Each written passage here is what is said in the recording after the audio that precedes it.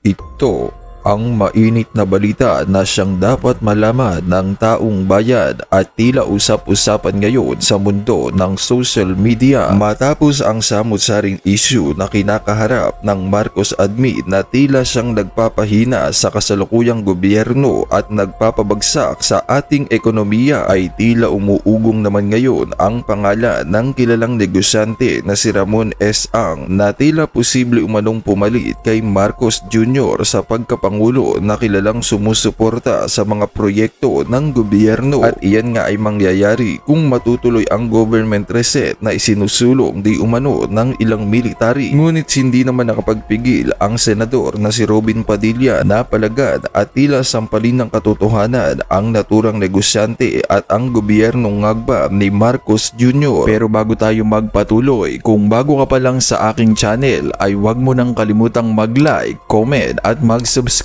para lagi kang updated sa mga susunod nating video.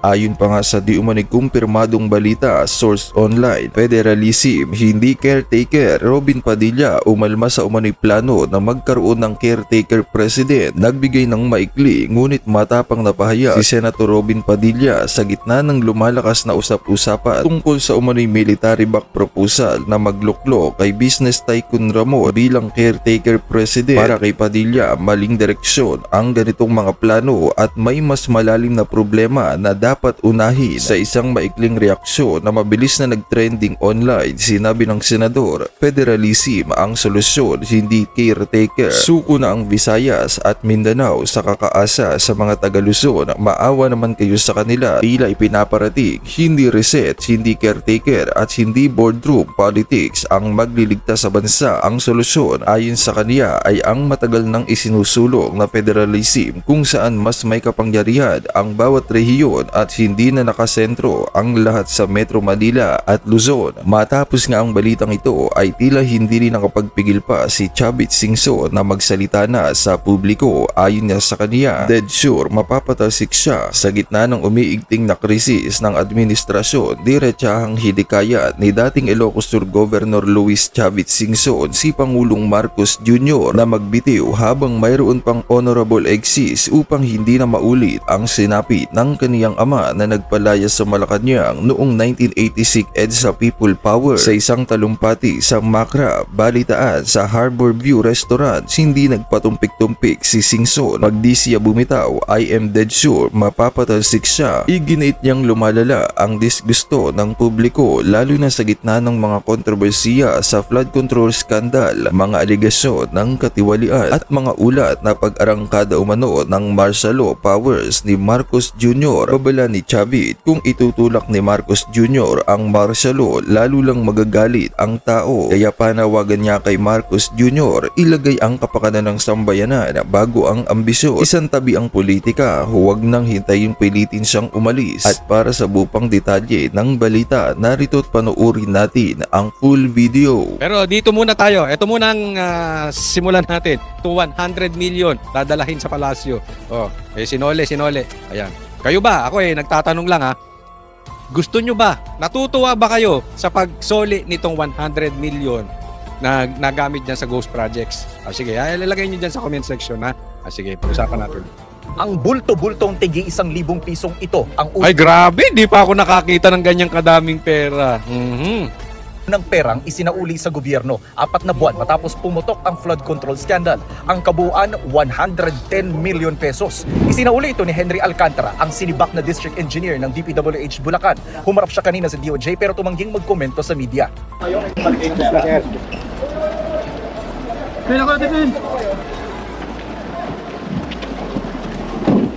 Maayos naman po siya. In high spirits kasi nga excited din siya na ibalik talaga itong pera to. Kasi maayos naman siya in high spirit. Paano siya hindi magiging maayos? Ang dami niyang perang nakuha. 100 million. 110 million isa sa uli. Excited daw. Wow! Kung hindi ba nagkabukuhan, isosoli niyo yan. Naku, kita mo nga. Payat yung kliyente mo dati, lumobo na ngayon ng taba-taba. Siguro araw-araw kumakain ng lechon. Hindi ko alam kung payat siya dati. Pero kita mo sa itsura, hayahayang buhay. Yung itsura ni Alcantara na yon, mukhang hindi kakain ng ng 500 pesos na Noche Buena. Kasi nga, parang sabi niya, ito na lang matutulong niya para sa bayan. Baka gusto mo pa tumakbo ng ng Senado yan, ha? Eh, itutulong pa sa bayan, ha? So, gusto rin niya naman ibalik talaga yung mga nakuha niya. Ito ipagpapakita ng kanilang good faith. Kasi sinasabi, di ba, pag nag-state witness, Mr. DOJ, narito po kami, gusto po namin tulungan ng gobyerno kasi nagsisisi na po kami. Oh, dyan sa sinasabi mong pagsisisi, meron ka bang kinita? Opo, kumita po ako ng ganito. E teka, hindi naman sa'yo yan. Ibalik mo sa bayan. Ito po. Yo! Chika!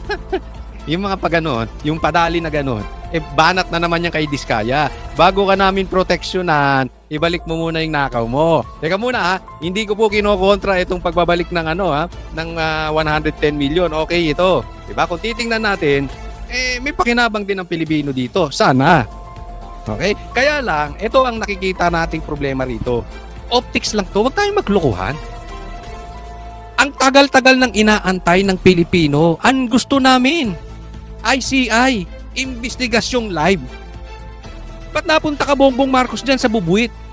Ginagawa mo talagang tanga yung mga Pilipino. Hindi nyo gustong ayusin itong problema natin. Ang gusto nyong ayusin yung imahe ninyo. Meron pa kayong mga padaling ganyan eh. Di ba? Kasi si Diskaya talagang binanggit. Pati si Tambaluslos. Oh. Pero pinoproteksyonan nyo, ayaw nyong dalhin. Ayaw nyong bigyan ng proteksyon. Pinoproteksyonan nyo yung mga mastermind. Balay ba namin? Di sa totoo lang. Huwag tayong maglokohan. Malay ba namin kung dideliver nyo sa palasyo yan? Di ba? Malalaman pa ba ng Pilipino yun? Lintik nga, bilyon-bilyon. Na insertion pinipilit ni Bongbong Marcos di umano. Hindi pa makontento sa 100 billion. Yan lang 100 million lang yan. Di ba? Then you expect the Filipino people na parang palakpakan si Bongbong Marcos dahil ginagawa niya trabaho niya? Ako sa totoo lang ha, bagamat inuulit ko, okay sa akin nagsauli ng 110 million. Pero wala akong pakialam dyan. Sa totoo. Ang pakialam ko, may mastermind. Hindi po pwede na yung sinasabi nila na si Saldico ang mastermind. At ang arkitekto itong mga taas at DPWH. Tinatarantado nyo kami? Ganyan ang tingin nyo sa amin? Ang gusto nitong mga gagong ito, mahinto tayo kay Saldico. Si Saldico na ang mastermind. Hindi po pwede. Niloloko nyo. Pwede ba yun? Isang party list, hawak ang pera ng buong Pilipinas? Ganyan ang gusto nilang palabasin. Tigil-tigilan nyo yung drama na yan. Imbestigahan nyo kung saan kayo dinadala ng ebidensya. Ayan ang ebidensya, lumalabas na. Ba't di nyo imbestigahan? Si Bongbong at saka si Tambaluslos. Ito ay isang hakbang para po makamit natin yung katarungan. Kasi ang pagbabalik ng nakaw na pera o yung perang hindi ka... Sir, wag ganoon. Huwag nyo namang utuin ng Pilipino. Hindi po katarungan yung 100 million. Bilyon ang nawawala sa atin. Trillion na po ang flood control projects. And then here you are talking about 110 million. Katarungan. Niluloko talaga tayo nito mga to. Pera po natin to eh. This is recovery of the people's money. Ikinarga sa mga armored vehicle ang isinauling pera para dalhin sa Land Bank of the Philippines. Sa Land Bank? Baka sa palasyo. Doon bibilangin ang pera at susuriin kung may counterfeit o peking bills. Sunod naman itong ito-turn over sa Bureau of the Treasury. I-deliver nyo yan sa Forbes. Oh, asan ba yung Forbes? I-deliver nyo yan sa... tinilista ko yan eh. Oh. Deliver nyo yan sa number 41 Nara, South Forbes Park. Yung pinabili ni Bongbong Marcos na imbakan ng pera. Ganyan naman, anuhan pa tayo. Napalusutan nga yung asukal. Yung sibuyas. Oh. Napalusutan nga tayo, pati bigas. Ginawang negosyo nung asawa at bayaw niya. Yang pang 100 million. Malay ba natin kung saan nadadalhin yan? Dapat yan, diniretso na, pinamigay. Binigay mo kay Tambi, total mahilig siya sa ganon. Pagka namimigay ng pera, kailangan siya nandoon. Diniretso na, binigay nyo yan sa sa mga Pilipino. Natuwa pa kami. Para maibalik sa kaban ng gobyerno. Sa pagtutuos ng DOJ, aabot sa 300 million pesos ang dapat maibalik na pera ni Alcantara. Kaya may susuli pa nilang pera si Alcantara sa Disyembre. Pag sinabi niya, halimbawa, nag-deliver ako ng ganito, diba? Nag-deliver ako ng total na 1 billion pesos. At dito po sa deliver ko ng 1 billion pesos, meron po akong kinitang 2%. Inuuri namin yung salaysay, kung makatotohanan o hindi, at doon po namin binabase yung restitution. Pag pinakinggan mo talaga gobyerno, para sila ay talagang para sa tao. Concern sila sa tao. Magdiwang kayo mga Pilipino sa naibalik na 110 million. Leche! Anak ng Marcos, so hindi, ako ito lang. Ito'y aking opinion, no? Pero sige, kayo. Ilagay nyo dyan. Natutuwa ba kayo? Ilagay nyo sa comment section. Kasi hindi naman po ako lang to eh. Baka may natutuwa dyan sa inyo. Matuwa na lang tayo. Ganon. Lagay nyo. Matuwa na lang tayo. At least nagbalik. Ganon. Oh, sige, magnakaw ulit kayo ng trilyon. Tapos magbalik kayo ng 110 million para ayos na. Okay, o yan na natin. Parang ganon. Lagay nyo lang dyan. Patas tayo eh. Kasi alam ko may maglalagay. Uunahan ko na rin. Lalo yung mga dilaw, yung mga bashers na nagpupunta rito. Ilagay nyo na rin. No? Pero, seriously, gusto ko rin marinig yung panig din ng yung thinking public. Hindi yung basta ayaw lang makaupo si Sara. Yung talagang hanap hustisya. Kayo ba masaya na dito? Ayon sa DOJ, magsasauli rin ng pera si dating DPWH Undersecretary Roberto Bernardo na aabot sa 1 bilyong piso. Sina Bernardo at Alcantara ay provisionally admitted na sa WPP o Witness Protection Program. Sabi ngayon ng DOJ, Yun yung sinasabi ko sa inyo. Okay, puntahan muna natin. Si Alcantara daw magbabalik ng 1 billion. Okay? Si Bongbong Marcos kailan magbabalik? Di ba? Ilan yung nakuha ni Bongbong Marcos sa insertions? May plano ba siyang magbalik? Tapos yan yung sinasabi nila na pwede na sila sa Witness Protection Program kasi nga nagsauli na sila. Na yan yung pinagtatalunan dati ni Boying tsaka ni Marcoleta dahil bakit hindi niyo ipasok tong Diskaya? Pinagsosoli muna. Diba? Ang tanong, sino ang magdidesisyon kung magkano yung amount na isosoli? Wala pa naman sa korte. Anyway, malayo pa yan, but alam naman natin ang panig ng gobyerno nandito talaga eh. Ako, naniniwala ako, itong si Bernardo at si Alcantara, napagtripan ng adik. As simple as that. Napagtripan kayo ng adik, isasakripisyo namin kayo for the sake of optics, magbigay kayo ng pera, magbalik kayo ng pera para mabango tayo, lalong-lalo na ngayon sa panahon ngayon na galit ang taong bayan dahil hindi na-aprubahan yung interim release ni PRRD. So, galit na sila, kailangan may mapakita tayo, hindi naman natin kaya mapakulong si Tambi Loslos kasi pinsan ko yan at pag pinakulong natin yan, puputok sa akin, magsasalita yan, sasabit din ako. O, so, dyan na lang muna, kayo na lang muna, okay? Kayo magsakripisyo. O, adik ako, ganun eh, di ba?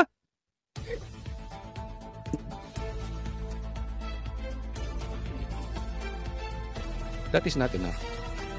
Ha? Kasi ganyan din ang ginawa nila kay Saldico eh. Isinasakripisyo para maging mukhang mga moy mabango sa publiko. Hindi. We want the mastermind. It's impossible that these people are masterminds. Not even Saldico. Okay? Hindi namin sinasabing malinis. Far from it. May katarantaduang din ginawa yan. Nagnakaw din sa bayan yan. Pero hindi siya. Hindi siya mastermind. O, next po tayo.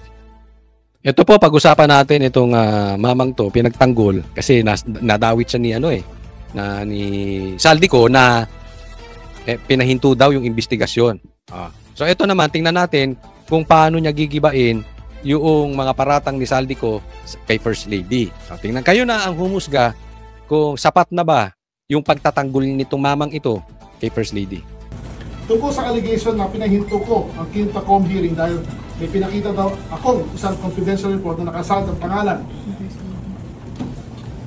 ni First Lady Lisa Araneta Marcos mismo sa hawak at mismo ang may hawak ng rice importers at involved sa rice smuggling, ito ho ay walang katotohanan. Yan. So sabi daw ni Saldico, pinahinto niya yung investigasyon patungkol sa bigas dahil hawak ito lahat ni First Lady at nilabas nitong mamang ito yung pangalan ni First Lady. Ito raw ay walang katotohanan. Ano ang ebidensya mo? Fabricated lie ho to. Oh. Napakasinungaling talaga niya. Okay, sinungaling siya. Paano mo masasabi na sinungaling siya? Paano mo patutunayan sa taong bayan na siya ay nagsisinungaling? Paano mo papatunayan na fabricated yung sinabi ni Saldico? Anong ebidensya mo? The First Lady has never meddled in any DA matters. Okay, so hindi raw nakialam sa kahit anong gawain sa DA, sa Department of Agriculture ang First Lady. Paano mo mapapatunayan totoo yan? Hindi kailanman nakialam ang ating First Lady. Ito ho yung confidential report na sinubmit namin sa Kongreso. Yan. So yan. Yan ang confidential na isinabmit nila sa Kongreso. So confidential yan. In short, hindi namin pwedeng busisiin. Ako yung nagtatanong lang. Yan ba ay ibinigay mo sa press?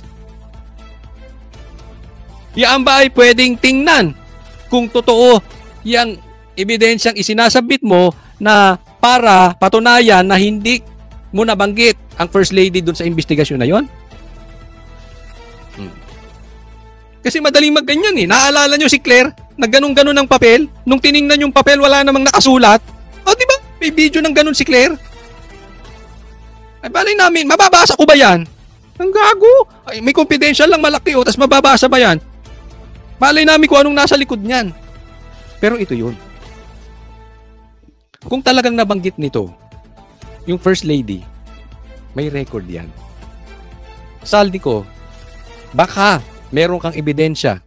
Total, itong mamang ito, ayaw maglabas ng ebidensya, ikaw na maglabas ng ebidensya. Nabanggit mo, nabanggit niya talaga na yung First Lady ay sangkot, tapos biglang pinahinto. May record naman dyan sa Congress eh, di ba?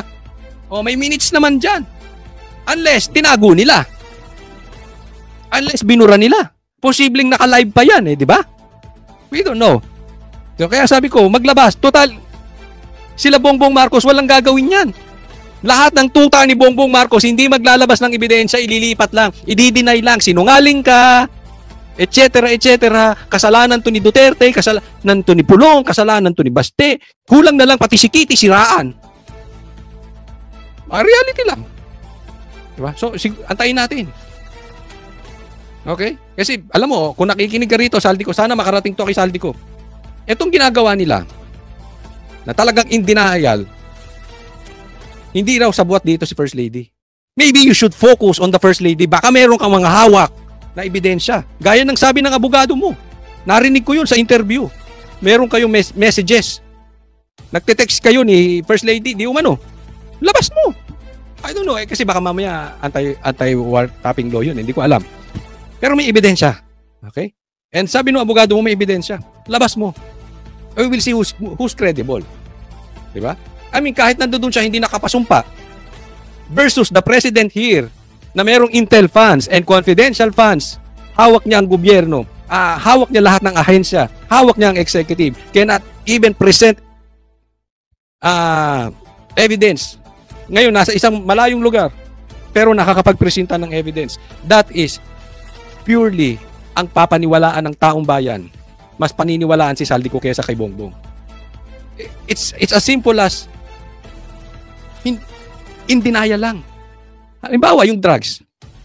Ang dami na nagsasabi, addict siya. Even yung kapatid niya, almusal niya, marijuana. Anong sagot niya? Deny lang. Deny lang. Hindi raw yun ang kapatid niya. Yung nagsalita sa harap ng INC, ilang daang libo yun. Hindi yun nagsalita. Hindi raw niya kapatid yun. Eh, sino yun? Ang gago, no? Ganun lang. So, sino papaniwalaan? Yung may ebidensya. So baka ikaw, you focus on Lisa. Siguro. Labas ka ng ebidensya. Wala ho pangalan ni First Lady dito. Napakasinungaling. Paano na yung malalaman walang pangalan? Di ba? Yun lang sasabihin niya, napakasinungaling.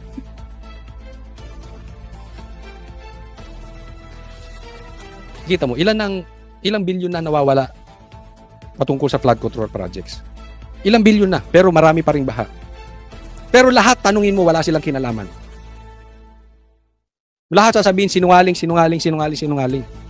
Wala namang aamin eh. Boss, Brad, doon tayo sa evidence magpakita. Huwag lang deny ng deny. Baka mamaya ako napagbintangan sa flood control eh. Di ba? Kasi katuturo nyo, walang maaming may kasalanan, lahat kayo pa, malinis.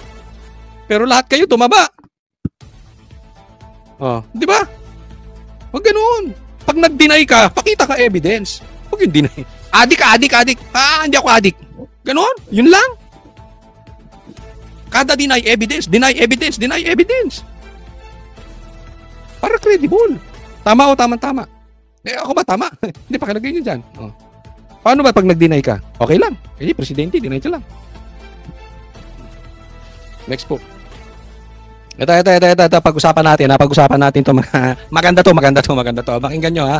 Okay, may tanong si Ted Filon. Kung ako'y magdadala ng Sara Duterte resign, yun lang ang placard ko pwede. Yan, malinaw ang tanong. Kung magdadala ako ng Sara Duterte resign, pwede. Tanong sa kanya yon. Tingnan mo ang sagot. Well, tayo po naniniwala po tayo na kailangan din panagutin ni Sara. In fact, nag-file nga po at nag-endorse ng impeachment tayo against kay Sara. Iha! Saan ka na napunta? Tinatanong kung pwede. Paano ka napunta dyan sa nag-i-endorse? Opo, so pwede yun. Oh, so, inulit niya. Pwede yon. Kasi hindi para malaman namin, kunwari kami mga magrarally, magdadala kami ng Sara resign. Pwede yon. Anong sagot mo? Well, Tinan yung reaction ni Ted Filon. well, para sa atin po, dapat Alam mo ito, babaeng to? Pakinggan nyo, parang si Risa Ontiveros. Ikot. Meron akong kakilalang ganyan, kaibigan ko.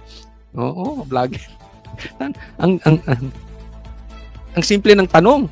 Sasagutin. Pinaikot-ikot. Kulang na lang, ikwento yung love life niya.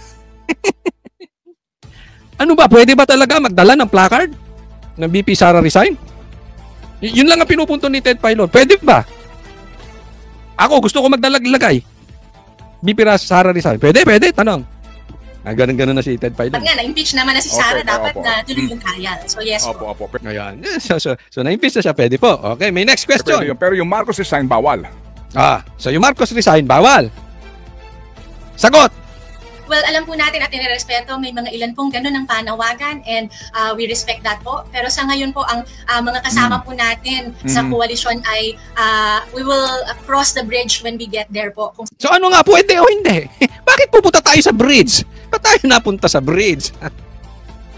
Yung iba daw kasamahan ganyan, iba ang panawagan. So we will just cross. So ano nga, kung ako pupunta sa rally, may Marcos resign, pwede. Kaya nga sabi ko yung rally doon, dito, nung September 21, supot. Nagpunta kami ron eh. Ako, si Jay, tsaka si Jude, tatlo kami. Sigaw-sigaw kami Marcos resign. Ba? Walang gustong sumisigaw kami. Tinaas pa namin yung placard. Bahala kayo. Ito, gusto nyo singilin si Sara sa 150 million niya? Yung billion, yung buong pamilya na nagnanakaw? Di umano? Wala kayo? Dahil hindi na-impeach? Yun lang ang puto na hindi na-i-impeach. Paano ma-i-impeach? Kasabwat niya yung mga congressman. Huwag na tayong maglokohan. Tingnan mo. Hindi niya mapakulong si Tambaluslos eh.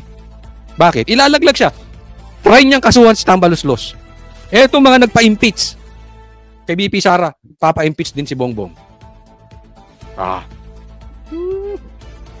Kaya hindi niya mag-allow tong magpinsan. Hindi sila magkagalawan kasi magkakalaglagan sila eh. Ano? Pwede hindi? Sakali man na the evidence points to that and makita natin in the same manner na nag-file tayo ng impeachment kay Sara Duterte, if the evidence points to another possible complaint na diretso rin sa impeachment para kay Marcos, ay hindi po tayo mag-aaktubili. Basta yun ang ebidensya and yun din po yung mga opening that this crisis provides. Yes. So, yung explanation niya, kitang-kita mo na defensive. Diba? Alam niya kasi mali eh. Bakit po pwede ang Sara resign? Bakit hindi pwede ang Marcos resign? Kaya niya inikot ng inikot. So, simple lang yung tanong ni Diba?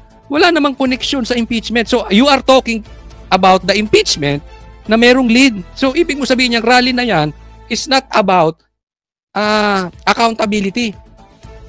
It's about impeachment. Kasi yun lang ang pinagkaiba eh. May impeachment na si Sara, si Bongbong wala. Pero ang pinapanagot sa flood control projects, pinikit ninyo mata ninyo. Yung tenga ninyo, tinakpan ninyo. Bilyon-bilyon. Hindi ka ba nahiya sa sarili mo?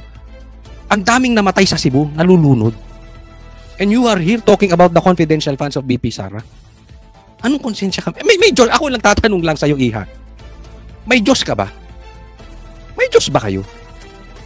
Ay, nagtatanong lang. Naniniwala pa ba kayo sa Diyos? Tanong lang naman, wala namang masama siguro. Kung yan ang gusto nyo, bahala kayo. Pero yung rally nyo is about the impeachment? Ano to? Kaya sabi ko, hindi na ako atin ng rally pag ganito lang. Kung ang rally nyo pang support, ayoko pupunta. Rally tapos ihihinto. Pang support. Huwag na mag-rally. Ang daming bawal. Hindi, pasensya na dun sa mga ano kasi ako, marami akong kaibigan mga DDS na talagang sila ay for the, gusto nila mag-rally. Okay yun, naniniwala ako dun. Actually, dapat ganun. Pero naiinis ako nung pinagbabawalan na magba-Marcos resign. Ano to? Kasi pagka ganyan, at masasabi ko sa inyo, hindi maaalis sa taong bayan na ito ay rally ni Bongbong Marcos. Di ba? Kasi nagpakita ng puwersa, naalala nyo? Nagpakita ng puwersa. Ang INC at saka yung dyan sa People Power Monument, ang daming pumunta. So, kailangan din magpakita ng puwersa si Bongbong Marcos. Kaya nga, bawal ang Marcos resign eh. It is very possible. Ito ay pondo. Ang gagamiting pondo rito ay mga komunista, Dilawan, Pinklawan, at saka yung mga si Bongbong mismo. Kasi sino makikinabang sa rallying to? Hindi si Bongbong. So ano yan? For optics again. We are back to square one. Anong issue na naman ni Bongbong? Optics. Malinis siya. Papakita niya yung pwersa. Oh, ito, malakas kami. Diba? Posible dun, papakita rin ng Pinklawan. Oh, ito, malakas kami. Papataas ng presyo. Dito lang kami sa likod mo, Bongbong. Kainin namin yung tae mo, basta kainin mo yung tae namin. Magkainan tayo. A real talk, di ba?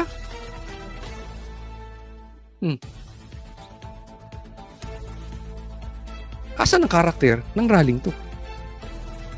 Asan ang credibility ng rallying to? So, ibig sabihin, iwasan natin yung pinakamalaking problemang flood control. Focus tayo dun sa impeachment.